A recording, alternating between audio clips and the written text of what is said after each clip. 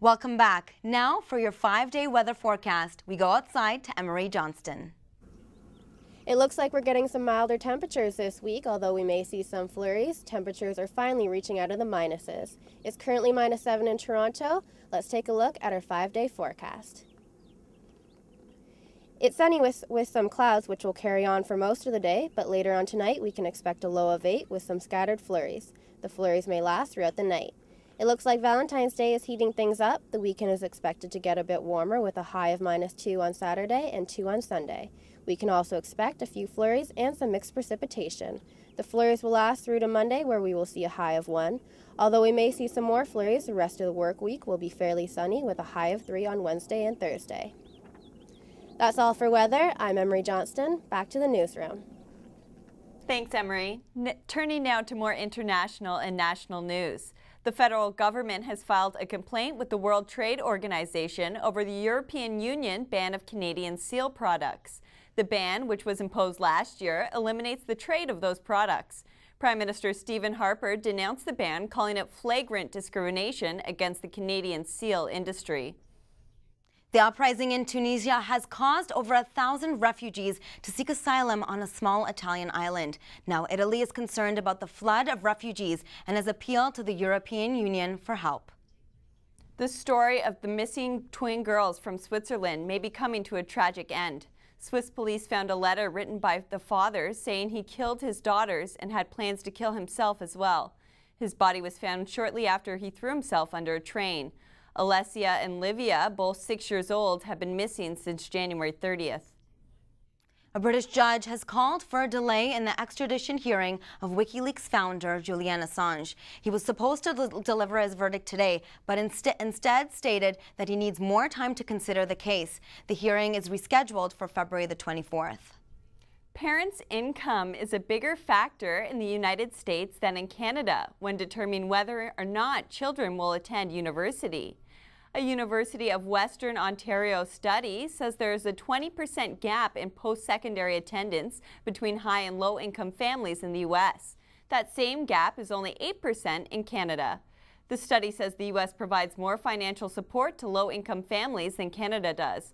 However, there are more low-income youth in post-secondary school in Canada. 16 Humber students in the broadcast television and videography program are in Collingwood today. Since Wednesday, they have been part in a live broadcast of the Rockstar Energy Ski Drink Grand Prix. Humber News reporter Miranda Anthesel hit the slopes to find out more. Skiers, snowboarders, and professional athletes dot the Blue Mountain Hills, and so do Humber students. They've traveled in Scorpio, the most technically advanced Ontario College mobile truck. Inside, students use the HD broadcasting equipment to produce and edit live footage for the World Cup ski event. Caitlin Lusty is one of the 16 students whose work is being fed to an independent production company. She says this is a chance for her to gain real-world experience. It's definitely going to benefit us in the future career because we're working right in the industry. Like, this is what we're going to be doing for the rest of our lives. So we're not sitting in the classroom. We're working on the truck, we're working on the equipment, and we're doing a live show. The students are part of a major broadcast that is being shown in over 20 countries. They've already been challenged by these new positions, but are applying classroom skills to the job, says Director of Professional Continuing Education, Blair McMurchie. We place them here, same equipment, real life, cold, sun, snow, and they're getting great experience. With a mobile truck available, the broadcasting, television, and videography students can literally push the boundaries of where their next shoot will take them. Today, many of them found themselves outside of their comfort zone, just like myself. Hopefully I'll see you in the newsroom. Miranda Anthesel, Humber News.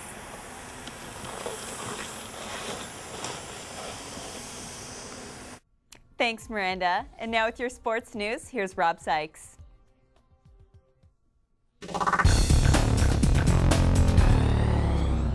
As we just heard from Miranda, the Rockstar Energy Drink Ski Cross Grand Prix is on at the Blue Mountain Resort in Collingwood. The qualifying rounds took place this week, and the field includes Canadian World Cup and World Championship medalists. Today's events are the semi-finals and finals of the Freestyle World Cup and will showcase the world's best ski cross racers.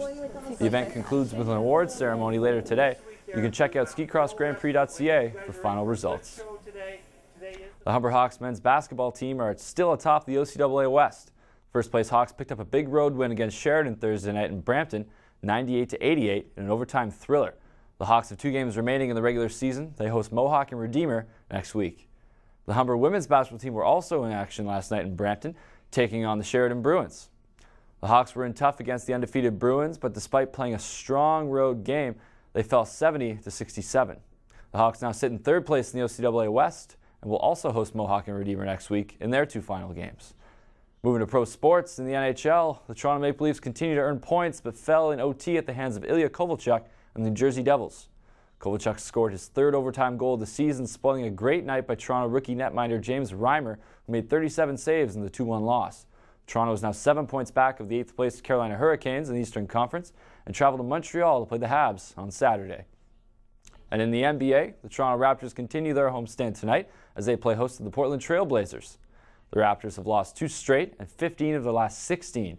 If the Dinos hope to win tonight, they'll have to slow down Trailblazers forward LaMarcus Aldridge, who is red hot coming off a career-high 42-point performance against Chicago. Tip-off is at 7 at the ACC. It was a record-setting night in Boston as Ray Allen became the new 3-point king. At 48 seconds into the first quarter, the 15-year veteran nailed a 3-pointer from the corner and surpassed Reggie Miller as a new 3-point shooting leader. Allen now has 2,562 3-pointers. Now you're up to date with sports. I'm Rob Sykes. Thanks, Rob. After the break, we'll get the latest in entertainment from Mike Van Oosten. And coming up in entertainment, we check out Big Screen Bieber and the return of the Last Action Hero.